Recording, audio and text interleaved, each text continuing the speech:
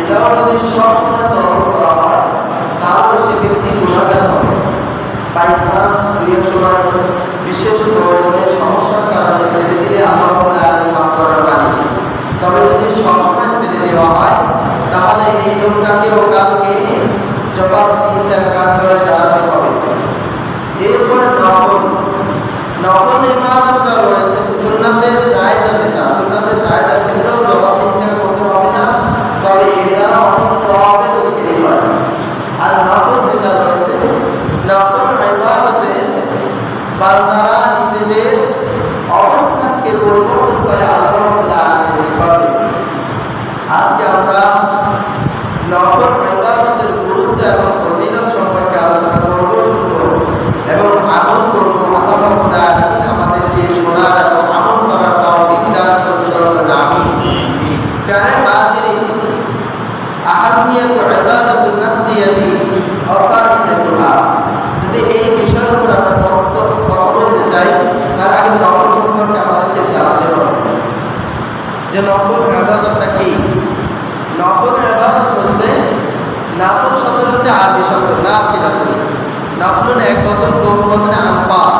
আল্লাহ রাব্বুল আলামিন সেই আনফাল নামে গুরুত্বপূর্ণ একটা সূরা নাযিল করে দিয়েছেন, সুবহানাল্লাহ। এই আনফাল সূরার ভিতরে শুরুতে বলে দিয়েছে ইয়াসআলুনাকা আনিল আনফাল। তাহলে হাজিরিন, আল্লাহ রাব্বুল আলামিন নবীকে বলে দিয়েছেন যে মানুষ আপনাকে নফল সম্পর্কে, আনফাল সম্পর্কে, যুদ্ধলব্ধ সম্পদ সম্পর্কে জিজ্ঞেস করবে। নফল হচ্ছে অতিরিক্ত, অ্যাডভান্স। যারা চাকরি করে, একটা লোক বেসিক একটা বেতন নির্ধারণ আছে কিনা? প্রত্যেক চাকরিজীবীর বেসিক একটা বেতন নির্ধারিত থাকে।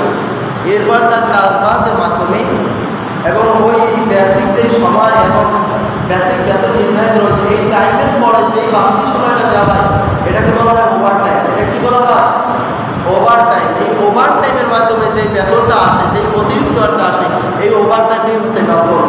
যারা হাজিরিন, আল্লাহ রাব্বুল আলামিন পবিত্র কোরআনের ভিতরে 45 নম্বর সূরা, সূরা জাসিয়ার 15 নম্বর আয়াতের ভিতরে বলে দিলেন, যখন আমরা অতিরিক্ত করব, কোনো কাজ করব, প্রত্যেকটা নেক আমল আমাদের জন্য আসবে। সম্পর্কে আল্লাহ রাব্বুল আলামিন বললেন, মান আমিলা সালিহান ফালিনাফসিহি ওয়া মান আসাআ ফাআলাইহা সুম্মা ইলা রাব্বিকুম তুরজাউন।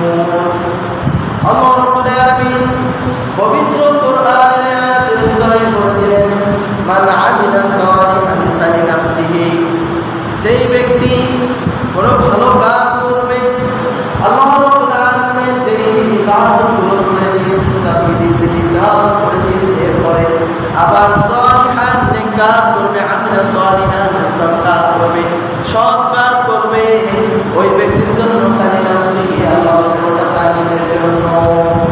সুবহানাল্লাহ। আমি যদি ভালো কাজ কিছু করি, এটা কার জন্য? আমার জন্য। কোরআন তেলাওয়াত করি, এই যে সওয়াব আসবে, এটা কার জন্য? আমার জন্য, আল্লাহ বলছেন। এরপর আল্লাহ বলেন ওমান আসাআ ফাআলাইহা, আর যদি কোনো খারাপ কাজ করে, এই খারাপ কাজের দায়ভার কারোর উপরে যাবে না। যে ব্যক্তি করবে তার কাজের উপরে বাড়তি দিবে কে? কে দিবে? আল্লাহ রাব্বুল আলামিন তার উপরে শাস্তিটা অবতীর্ণ করে দিবে, তার উপরে আবশ্যকীয় করে দিবেন এই অন্যায় কাজের শাস্তি। এরপর আল্লাহ স্মরণ করে দিলেন আমাদেরকে যে শুনে রাখো, তোমরা ভালো কাজ করবে না খারাপ কাজ করবে, ডিসিশন তুমি নিতে হবে, তোমাকেই নিতে হবে। সুম্মা ইলা রাব্বিকুম তুরজাউন, অতঃপর একটা সময় ঘুরিয়ে সময় শেষে আমার নিকটে ফিরে আসতে হবে। আমরা সবাই আল্লাহর কাছে ফিরে যাবো কি যাবো না? যেতে হবে কি না? সবাইকেই যেতে হবে, সবাই যাবো আল্লাহর কাছে ফিরে। আল্লাহ সেই কথাই বললেন। এরপরে আল্লাহ রাব্বুল আলামিন বললেন ভালো কাজ করলে কি ফায়দা রয়েছে, কোরআনে আল্লাহ রাব্বুল আলামিন সম্পর্কে ইঙ্গিত করলেন। আল্লাহ রাব্বুল আলামিন পবিত্র কোরআনের 6 নম্বর সূরা, সূরা আনআমের ভিতরে 160 নম্বর আয়াতের ভিতরে বলে দিলেন, মান জাআ বিল হাসানাতি ফালাহু আশরু আমসালিহা ওয়া মান জাআ বিস সাইয়্যাতি ফালা ইউজা ইল্লা মিথলাহা ওয়া হুম লা ইউলামুন। সুবহানাল্লাহ। যারা হাজির আল্লাহ রাব্বুল আলামিন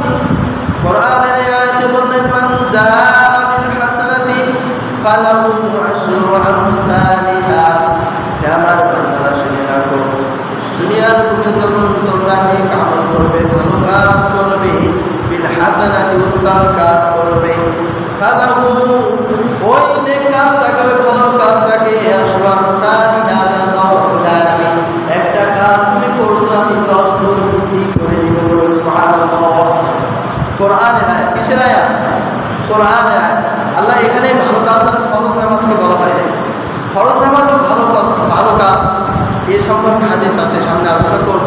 এখানে অতিরিক্ত মানফা নফল সম্পর্কে আর কি, একটা নফল নামাজ পড়বে আল্লাহ রাব্বুল আলামিন এখানে রমজান মাস বলে নাই, এখানে বিশেষ রজনী বলে নাই, এখানে আমভাবে বলে দিয়েছেন যখন কোনো ভালো কাজ করা হয় এই ভালো কাজটার পুরস্কার আল্লাহ রাব্বুল আলামিন কয় গুণ বৃদ্ধি করে দেয়? কয় গুণ? 10 গুণ। কোরআনে আছে যে মান জাআ বিল হাসানা, যখন ভালো কাজ করবে, কোনো ব্যক্তির কাছ থেকে ভালো কাজ বেরিয়ে আসবে, এই ভালো কাজটাকে ফালাহু আশরু আমসালিহা, আমি আল্লাহ রাব্বুল আলামিন 10 গুণ বৃদ্ধি করে দিব। সুবহানাল্লাহ। এরপর আল্লাহ রাব্বুল আলামিন বললেন মান জাআ বিস সাইয়্যাতি ফালা ইউজজা ইল্লা মিসলাহা। এই কথার পরে আমাদের ভিতরে একটা প্রশ্ন আসে যে আচ্ছা, ভালো কাজকে আল্লাহ 10 গুণ বৃদ্ধি করে দিবে, তো যদি কেউ খারাপ কাজ করে, গুনাহের কাজ করে, অন্যায় করে, তাহলে তার পুরস্কারটা কেন পাবে? জানার বিষয় না যে গুনাহটা কি বৃদ্ধি করে দিবে কিনা? একটা পাপ করলো, আল্লাহ কি গুনাহ 10 গুণ বৃদ্ধি করে দিবে কিনা? আল্লাহ রাব্বুল আলামিন কোরআনে বলেছেন কাতাবা আলা নাফসিহি রাহমা, আল্লাহ নিজের জন্য দয়া করাকে নিজের জন্য ফরজ করে নিয়েছে। বলুন সুবহানাল্লাহ। আল্লাহ বান্দাদের প্রতি দয়া করবে, এই দয়া করাটা নিজের উপরে ফরজ করে নিয়েছে। এই জন্য আল্লাহ রাব্বুল আলামিন মানুষের উপরে অন্যায়ভাবে কোনো গুনাহ, কোনো পাপ, কোনো খারাপ কাজ চাপিয়ে দেয় না। আল্লাহ সেই কথাই বলছেন যে তোমাদেরকে ভালো কাজের জন্য আমি 10 গুণ বৃদ্ধি করে দেই, কিন্তু শুনে রাখো আমান জাআ বিসাইয়্যাতি ফালা ইউজজা, যেই ব্যক্তি খারাপ কাজ করবে ওই খারাপ কাজের বিনিময় ইল্লা মিসলাহা, একটা গুনার কারণে একটা গুনাই দেওয়া হয়, বৃদ্ধি করে দেওয়া হয়। সুবহানাল্লাহ। আল্লাহ কতটুকু দয়ালু, আমাদেরকে ভালো কাজে 10 গুণ বৃদ্ধি করে দিলেন, কিন্তু আমাদের গুনার ব্যাপারে যতটুকু পাপ করবে ততটুকুতেই সীমাবদ্ধ রাখবে। আল্লাহ এরপর বললেন অহুম লা ইউজলামুন, এক্ষেত্রে তোমাদের উপরে চাপিয়ে দেওয়া হয় না, জুলুম করা হয় না, তোমাদের উপরে অত্যাচার করে, তোমাদের উপরে অবাধ্য হয়ে যে তোমাদের গুনাহটা কারো বৃদ্ধি করে দেবো কাল কিয়ামত ময়দানে, এটা কখনোই হবে। এটা আল্লাহর দয়ার পরিচয়। কিসের পরিচয়? দয়ার পরিচয়। মানুষ মানুষকে শাস্তি দেয়, একটা মানুষ যখন দুর্বল হয় তার শাস্তি, আর একজন লোক যখন সমাজে ধর্মান্ত হয় তার শাস্তি, দুইজনের শাস্তির মধ্যে পার্থক্য হয় কি হয় না? হয়। কারণ হচ্ছে আমরা ন্যায় ইনসাফ করি না, ন্যায় বিচার করতে পারি না। আরে হাজরিন, আল্লাহ রাব্বুল আলামিন ন্যায় প্রতিষ্ঠা এবং ন্যায় করতে বলছেন। আরে হাজরিন, তাহলে আবার কতটুকু ইবাদত করব, কোন ইবাদতগুলো করব, কোন ইবাদতগুলো করা যাবে না, এ সম্পর্কে আল্লাহ রাব্বুল আলামিন পবিত্র কোরআনের 59 নম্বর সূরা সূরা হাশরের ভিতরে 7 নম্বর আয়াতে আল্লাহ রাব্বুল আলামিন বলে দিলেন মা আতাকুমুর রাসূল ফাখুযুহু ওয়া মা নাহাকুম আনহু ফান্তাহু। হে আমার বান্দারা, দুনিয়ার বুকে তোমাদেরকে প্রেরণ করা হলে তোমাদের হিদায়াতের বাণীর জন্য, দিক নির্দেশনা দেওয়ার জন্য, সঠিক পথে পরিচালনা করার জন্য তোমাদের নিকটে আমার বার্তা বাহক প্রেরণ করেছি। বলুন সুবহানাল্লাহ। আমি আমার রাসূলদেরকে তোমাদের নিকটে পাঠিয়েছি। কেন পাঠিয়েছি? তোমাদেরকে কোন বিধানটা মানবে, কোন বিধানটা মানবে না, কোন কাজটা করবে, কোন কাজটা করবে না, কোন কাজের আনুগত্য করবে, কোন কাজটা ছেড়ে দিতে হবে, এই বিষয়গুলো জানিয়ে যাওয়ার জন্য আমি বার্তা বাহক প্রেরণ করেছি। মা আতাকুমুর রাসূলু ফাখুযুহু, অথবা আমার এই বার্তা বাহক রাসূল তোমাদের নিকটে গিয়ে যেই বিষয়গুলো আমার কাছ থেকে নিয়ে এসেছে এবং করার নির্দেশ দিয়েছে, সেই বিষয়গুলোকে তোমরা ইত্তেবা করবে। সেই বিষয়গুলো কি করতে হবে? ইত্তেবা করতে হবে, অনুসরণ করতে হবে, যেগুলো নিয়ে এসেছে। আর ইত্তেবা করার পরে আমাদেরকে আল্লাহ রাব্বুল আলামিন আবার বলে দিলেন ওয়া মা নাহাকুম আনহু ফান্তাহু। শুধু তাই নয়, শুধু তাই এখানেই ইবাদত করবে, যেগুলো বলছে সেগুলো করে সীমাবদ্ধ থেকো না। আমার বান্দারা, তোমাদেরকে তোমাদের রাসূল, তোমাদের নবী যে কাজগুলো করতে নিষেধ করেছে, বিরত থাকতে বলেছে, যেখান থেকে তোমাদেরকে বলেছে এই কাজ থেকে তোমাদেরকে বিরত থাকার জন্য উদাহরণ দিয়ে এক্সাম্পল দিয়ে বিশ্বনবী বুঝিয়েছে ওই কাজগুলো তোমরা করিও না, সেখান থেকে তোমরা তোমাদের নিজেদেরকে বিরত রাখো। কে বলছে কথাগুলো? কার? আল্লাহ বলছে। বেড়ে হাজির, তাহলে আমরা ফরজ নামাজ পড়ি, শুধু দেখা যায় যে আজকে জুমার নামাজ পড়তে আসছি, 2 রাকাত নামাজ পড়ার পরে মসজিদের মুসল্লি খুঁজে পাওয়া যায় না, হাতে গোনা কয়েকজন, ঠিক কিনা? আমরা নফল তো দূরের কথা, সুন্নাত তো আজকে দিন দিন ছেড়ে দিচ্ছি মানুষ। আফসোস, এই জন্যই আমাদের আসলে এত দুর্বল। আসলে আমাদের কেন আল্লাহ রাব্বুল আলামিনের রহমত আসে না, দয়া আসে না? মনে করি ফরজের ভিতরে সীমাবদ্ধ থাকলেই হবে, আবার অনেকে তো ফরজই করি না, ঠিক কিনা? ফরজের নামাজেরও অনেকে ধার ধারি না। কিন্তু একটা মানুষকে আল্লাহওয়ালা হতে হলে, আল্লাহর প্রিয় বান্দা হতে হলে, সে ফরজের ভিতরে যদি সীমাবদ্ধ থাকে, সেই লোকটা জীবনেও আল্লাহওয়ালা হতে পারবে না। এটা আমার কথা নয়, হাদিস থেকে, বুখারী শরীফের হাদিস থেকে বলবো। ফরজ ইবাদত অবশ্যই করতে হবে। যদি ফরজ ইবাদত ছেড়ে দেই, তাহলে আমাদের দুনিয়ায় যেমন লাঞ্ছনা রয়েছে, কাল কিয়ামতের ময়দানে আমাদের জন্য লাঞ্ছনা রয়েছে কিনা? বুখারী শরীফের একটা হাদিস বলতেছে, আন আবি হুরায়রা রাদিয়াল্লাহু তাআলা আনহু قال قال رسول الله সাল্লাল্লাহু আলাইহি ওয়াসাল্লাম, হযরত আবি হুরায়রা রাদিয়াল্লাহু তাআলা থেকে বর্ণিত, তিনি বলেন বিশ্বনবী মুহাম্মদ রাসূলুল্লাহ সাল্লাল্লাহু আলাইহি ওয়াসাল্লাম ইরশাদ করেছেন, ইন্নাল্লাহ তাআলা ক্বালা, নিশ্চয়ই আল্লাহ রাব্বুল আলামিন বলেছেন। কে বলেছে? একটু সবাই কথা বলবেন, কে বলেছে? হাদিসের ভিতর যদি আসে যে আল্লাহ বলেছে, তাহলে এই হাদিসটাকে বলা হয় হাদিসে কুদসি। এই হাদিসটাকে কি বলা হয়? হাদিসে কুদসি। এমনি হাদিস আর হাদিসে কুদসির ভিতর পার্থক্য আছে।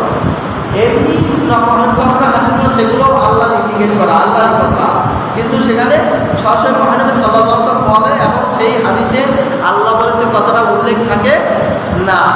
আর যেই হাদিসগুলোতে আল্লাহ বলেছেন কথাটা উল্লেখ থাকে, এই হাদিসটাকে বলা হয় হাদিসে কুদসি, মানে আল্লাহর কথা। আল্লাহর কথাটা নবী করিম সাল্লাল্লাহু আলাইহি ওয়াসাল্লাম নিজের ভাষা করে বলেছেন। মূল কথাটা কার? কথাটা কার? একটু সবাই কথা বলো, কার? আল্লাহ বলেছে কে? নবী। হাদিসে নবী বলছেন, কিন্তু কথাটা হচ্ছে আল্লাহ। এই হাদিসে বলা হয় হাদিসে কুদসি। এই আল্লাহ রাব্বুল আলামিন বলছেন, আল্লাহ কি বলছেন? মান আদা লি ওয়ালিয়ান ফাকাদ আযানতুহু হারবা, ফাকাদ আযানতুহু বিল হারব। আল্লাহর হাবিব বিশ্বনবী মুহাম্মদ রাসূলুল্লাহ বলেছেন, আল্লাহ রাব্বুল আলামিন তাকে জানিয়ে দিলেন যে তোমার উম্মতের ভিতরে তুমি জানিয়ে দাও, উম্মতদের কাছে এলান করে দাও। কি এলান করে দাও?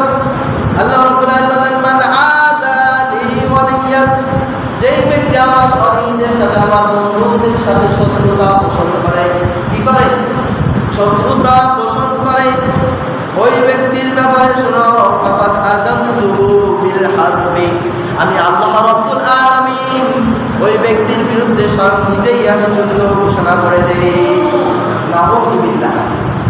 যদি কোনো আল্লাহওয়ালা ব্যক্তির বিরুদ্ধে যদি শত্রুতা পোষণ করা হয়, একজন আবেদী, একজন ইবাদতকারী, একজন নামাজ পড়ে, রোজা রাখে, এরপরে ওই লোকটার বিরুদ্ধে যদি কেউ শত্রুতা করে, ওই লোকটার বিরুদ্ধে যদি কেউ বলে, এই লোকটার বিরুদ্ধে যুদ্ধ ঘোষণা করে দেয় কে? বুখারী শরীফের হাদিসে কুদসি থেকে বর্ণনা করতেছি বাবারা। আল্লাহ বলছে, আমার বন্ধু আমার ইবাদত করবে, আমার প্রিয় বান্দারা, এই সকল আবিদিন, জাকিরিন, শাকিরিন, মুহিব্বিন, মুতাআল্লিকিন, সালিহিন বান্দাদের বিরুদ্ধে যারা কথা বলবে, এই ধরনের বান্দাদের বিরুদ্ধে যারা শত্রুতা পোষণ করবে, আমি আল্লাহ রাব্বুল আলামিন ওই লোকের বিরুদ্ধে শত্রুতা ঘোষণা, যুদ্ধ ঘোষণা করে দেই। এখন আল্লাহর বান্দা, আল্লাহর ওলি হতে হলে কি হতে হবে? এই হাদিসে আল্লাহ বলে দিয়েছেন, আল্লাহ রাব্বুল আলামিন সেটা বলে দিন। আল্লাহ বললেন কি? ওয়ামা তাকাররাবু ইলাইয়া আবদি বিশাইইন আহাব্বু ইলাইয়া মিম্মা ফারাদতুহু আলাইহি। কোন বান্দা যে ফরজ নামাজগুলো পড়ে, শুধু যদি ফরজের ভিতরে সীমাবদ্ধ থাকে, ফরজ নামাজগুলো করে, আল্লাহ বলছেন ওয়ামা আলাইয়া, আর ওয়ামা তাকাররাবু ইলাইয়া, ওই লোকটা আমার নিকটবর্তী হতে পারবে না, আমার বন্ধু হতে পারবে না, আমার প্রিয় বান্দা হতে পারবে না। কোন ব্যক্তি? যে ব্যক্তি আব্দি বিশাইইন আহাব্বু, আমি পছন্দ করি, আমি ভালোবাসি, ইলাইয়া মিম্মা আফরাদতুহু আলাইহি, যে ফরজ নামাজগুলো সেই নামাজের মধ্যে শুধু সীমাবদ্ধ থাকে। এই হাদিসে বলা হয়েছে যদি ফরজ শুধু পড়া হয়, শুধু ফরজ নামাজে যারা ইত্তেবা করে, শুধু ফরজ শেষ করে চলে যায়, যে মানুষগুলো শুধু ফরজের ভিতরে সীমাবদ্ধ থাকে, এই লোকগুলো আল্লাহর প্রিয় বান্দা হতে পারবে না। মানে আল্লাহর ওলি প্রিয় বান্দা হবে, কিন্তু একেবারে আল্লাহর নিকটবর্তী ওলি। যেই ওলিদের ব্যাপারে আল্লাহ যুদ্ধ ঘোষণা করছে তাদের ভিতরে শত্রুতা করলে তাদের বাবা আছে যে আমার নিকটবর্তী যেই বন্ধু হয়ে যায় যে মানুষগুলো, ওই ধরনের লোক ওই ব্যক্তি হতে পারবে না যে শুধু ফরজের ভিতরে সীমাবদ্ধ থাকে। তাহলে কোন ব্যক্তি আল্লাহ নিকটবর্তী হবে? আল্লাহ রাব্বুল আলামিন হাদিসে প্রমাণ আবার বললেন, আল্লাহ রাব্বুল আলামিন বললেন, ওয়া ইয়াজালু আবদি তাকাররাবু ইলাইয়া বিন-নওয়াফিল হাত্তা আহিব্বাহু। অতঃপর শুনে রাখো, যেই ব্যক্তি ফরজ নামাজ পড়ার পরে বিন-নওয়াফিল নফল ইবাদতের ভিতর গুরুত্ব দিবে, নফল নামাজগুলো পড়বে, নফলের ইত্তেবা করবে, আমি আল্লাহ রাব্বুল আলামিন হাত্তা আহিব্বাহু, অতঃপর ওই লোকটার প্রিয় হয়ে যাবে। বলুন সুবহানাল্লাহ। তাহলে শুধু ফরজ নামাজ দ্বারা আল্লাহ প্রিয় হওয়া যায় না। আল্লাহ প্রিয় কাছে বন্ধু, আল্লাহর যদি একনিষ্ঠ বান্দা হতে হয় তাহলে নফল নামাজ পড়তে হবে কি হবে না? সবার কাছ থেকে উত্তর আশা করি, করতে হবে কি হবে না? সুন্নাত করতে হবে কি হবে না? জুমার নামাজ কি শুধু 2 রাকাত করে চলে যায়? আপনারা বলার সময় যে সুন্নাত করতে পারেন না, অথচ ফরজ নামাজের পরে সুন্নতগুলো যায়, তখন তো মসজিদ ভরে থাকে, আর সুন্নতের তো তখন আর খেয়াল থাকে না, সুন্নতেরও আমরা গুরুত্ব দেই না। আল্লাহ রাব্বুল আলামিন বললেন বিন-নওয়াফিল হাত্তা আহিব্বাহু, যখন নফল তার কাছে প্রিয় হয়ে যাবে, যে বান্দার কাছে যেই নফল ইবাদতগুলো যখন সে প্রতিনিয়ত করবে, তখন আমি আল্লাহ রাব্বুল আলামিনের কাছে সেই লোকটা প্রিয় হয়ে যায়। এবং ওই লোকটার বিরুদ্ধে যখন কেউ শত্রুতা করে, তখন আমি আল্লাহ রাব্বুল আলামিন যে শত্রুতা পোষণ করলো, ওই শত্রুর বিরুদ্ধে আমি আল্লাহ স্বয়ং যুদ্ধ ঘোষণা করে দেই। সুবহানাল্লাহ বলবেন না? এরপরে প্যারে হাজিরিন, আরো কি ফায়দা রয়েছে নফল ইবাদত করলে? আল্লাহ রাব্বুল আলামিন হাদিসে বলেছেন, ফাইজা আহবাবতুহু কুনতু সামিআহুল্লাযী ইয়াসমাউ বিহি, অতঃপর আমি আল্লাহ রাব্বুল আলামিন ওই নফল ইবাদতকারী, ওই সুন্নাতের ইত্তেবাকারীর কাছে এই নফল ইবাদত করতে করতে এমন একটা পর্যায়ে পৌঁছে যায়, ওই নফল ব্যক্তি যে কান থেকে শ্রবণ করে, ওই কানটা শুধুমাত্র ওই বান্দার কান থাকে না, আমি আল্লাহ রাব্বুল আলামিন তার কানে পরিণত হয়ে যাই। বলুন সুবহানাল্লাহ। এরপরে আল্লাহ রাব্বুল আলামিন বললেন, ওয়াবাসাইরুল্লাযী ইউবসিরুহু, তার চোখটাও আমি আল্লাহর চোখের মতো হয়ে যায়, যে চোখ থেকে সে দেখতে পায়। এরপরে আল্লাহ রাব্বুল আলামিন বললেন, ইয়াদাহুল্লাযী বাতাশতু বিহা, এরপরে ওই ব্যক্তি যে হাত থেকে ধরে, ওই হাতটাও আমার আল্লাহর হাতে রূপান্তরিত হয়ে যাবে। সুবহানাল্লাহ। যে পা থেকে হাঁটে, ওই পাটাও আমার আল্লাহর পায়ের মতো হয়ে যায়। সুবহানাল্লাহ। বুখারী শরীফে হাদিস কুদসি থেকে বলতেছি। এরপর আল্লাহ রাব্বুল আলামিন বললেন, এই পর্যায়ে যাওয়ার পরে প্যারে হাজিরিন, এই মানুষগুলো যখন আল্লাহর কাছে কিছু চায়, যখন আল্লাহ তখন হাত তুলে চোখের পানি ছেড়ে দেয়, আল্লাহ রাব্বুল আলামিন বলেন, ইনসাআলানি, এই লোকটা তখন এই হাত তুলে আমার কাছে, আমি আল্লাহ রাব্বুল আলামিন তার সেই আরাধনা, তার প্রার্থনাকে ফিরিয়ে দিতে পারি, আমি আল্লাহ রাব্বুল আলামিন তার প্রার্থনাকে কবুল করে নেই। বলুন সুবহানাল্লাহ। এরপর প্যারে হাজির, আল্লাহ রাব্বুল আলামিন বললেন, এই নফল ইবাদতের মাধ্যমে এই লোকটা এমন প্রিয় হয়ে যায় যে আমি আল্লাহ রাব্বুল আলামিন যখন কোনো কাজ করার ইচ্ছা করি, কোনো দ্বিধাদ্বন্দ্ব করি না, কিন্তু এই প্রিয় বান্দাটা যখন জান কবজ করতে যায় আজরাইল, তখন আমার হৃদয়ে ব্যথা লাগে। বলুন সুবহানাল্লাহ। অতএব আমরা আসুন, আমরা বোঝার চেষ্টা করি, আমরা নফল না ফরজের যেমন আনুগত্য করি, ফরজ নামাজগুলো যেভাবে পড়ি, পাশাপাশি আমরা নফলের প্রতি গুরুত্ব দেই, আমরা নফল ইবাদতের প্রতি একটু গুরুত্ব দেই, যদি আল্লাহর প্রিয় বান্দা হতে হয়। আর আল্লাহর প্রিয় বান্দা হতে পারলে আল্লাহ রাব্বুল আলামিন দুনিয়া এবং আখিরাতে দুই জায়গায় আমাদের জন্য নিয়ামত রেখেছে, ঠিক কিনা? আল্লাহ রাব্বুল আলামিন সম্পর্কে কোরআনে বলে দিয়েছে যে যখন কোনো মানুষ আল্লাহ রাব্বুল আলামিন প্রিয় হয়ে যায়, আল্লাহ রাব্বুল আলামিন বললেন যে এই সকল মানুষগুলো আল্লাহ বন্ধু হওয়ার কারণে আল্লাহ রাব্বুল আলামিন তাদের উপর আর কোনো দুশ্চিন্তাও দেয় না, আর কোনো তাদের পেরেশানির মধ্যেও ভোগায় না, দুনিয়ার সকল নিয়ামত তাদের কাছে আল্লাহ রাব্বুল আলামিন প্রেরণ করে দেয়। বলুন সুবহানাল্লাহ। আল্লাহ রাব্বুল আলামিন আমাদের সবাইকেই সঠিক বুঝ দান করুন, আমিন। আমাদেরকে ফরজ ইবাদতের পাশাপাশি নফলের ইত্তেবা করা, অনুসরণ করার তৌফিক দান করুন, আমিন। আজ আমি হিন্দি ওয়া ইনশাআল্লাহ। আসসালামু আলাইকুম।